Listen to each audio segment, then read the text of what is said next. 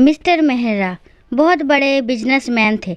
उनका एक एक मिनट कीमती था। वो इस वक्त बहुत इरिटेट हो रहे थे और झुंझल खा रहे थे। वो किसी भी परिस्थिति में पेरिस से इंडिया नहीं आना चाहते थे। एक तो पेरिस में उनकी बिजनेस मीटिंग का शेड्यूल इतना टाइट था कि उनके बीच में समय निकालने का मतलब था अपना ढेर सारा नुकसान करना। दूसरा कोई ऐसा कारण भी नहीं था कि जिसके लिए इंडिया आया जाए। अब उनकी दाई माँ बीमार पड़ गई तो वो क्या करे?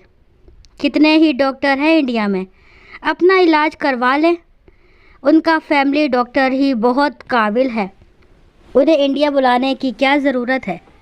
दाई माँ पिछले 15 सालों से उन्हें 25 बार इंडिया बुला चुकी, मगर व्यस्तता के कारण वो एक बार भी नहीं गए।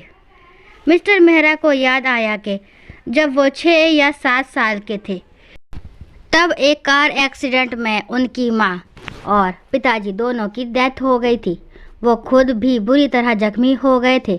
उनकी दाई माँ, जो उनके जन्म लेने के वक्त से ही उनकी देखभाल करती थी और कार में साथ थी, कि एक आंख पूरी खराब हो गई थी।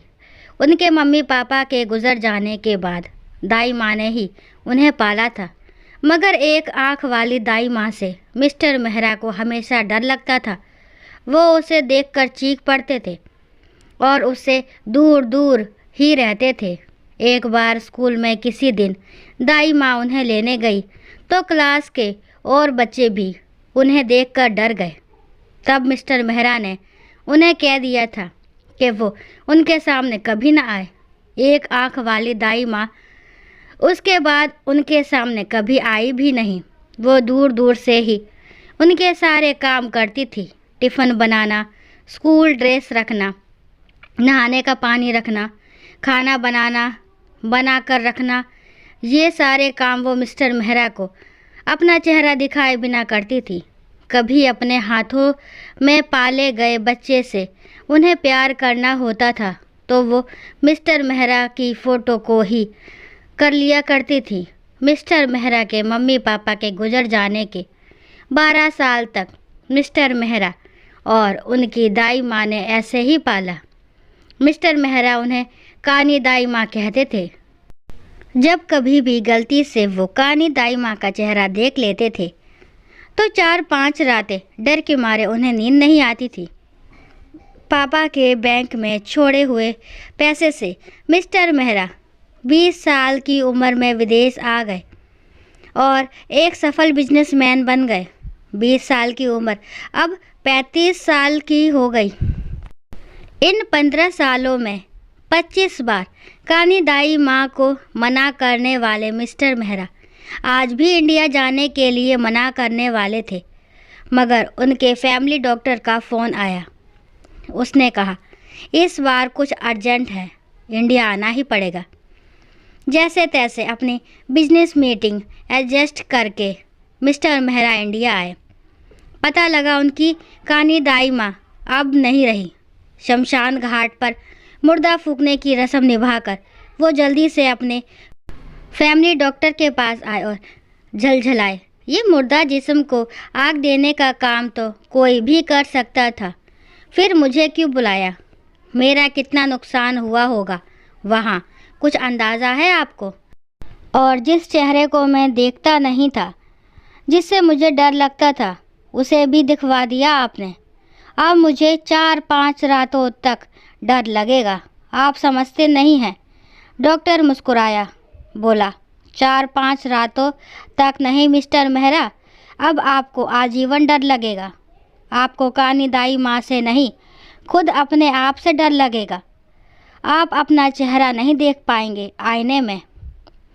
मिस्टर मेहरा गुस्से में फट पड़े। ये क्या कह रहे हैं आप?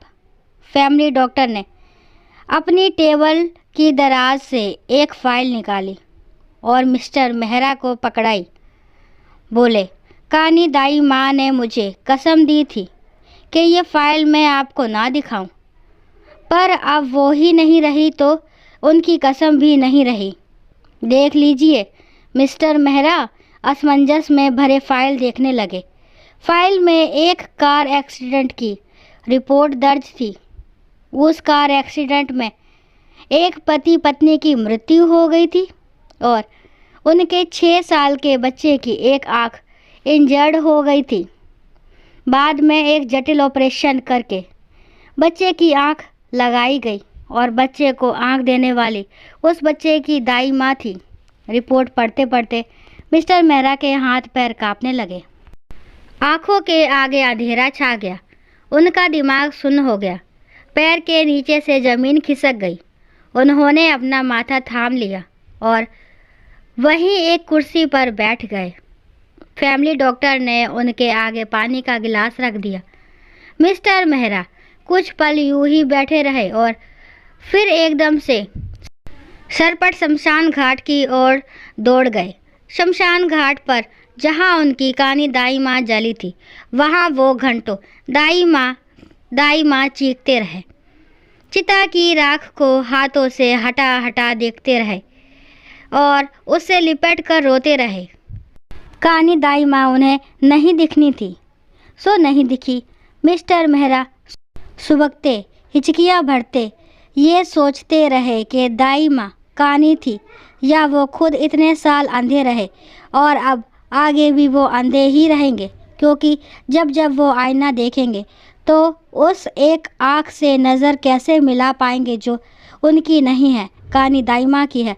दोस्तों, आशा करती हूँ ये कहानी आपको ज़रूर पसंद आई होगी। अगर कहानी पसंद आती तो प्लीज़ मेरे चैनल को लाइक शेयर सब्सक्राइब करना ना भूलें और इस कहानी के बारे में आपके क्या विचार है कमेंट बॉक्स में ज़रूर बताएं।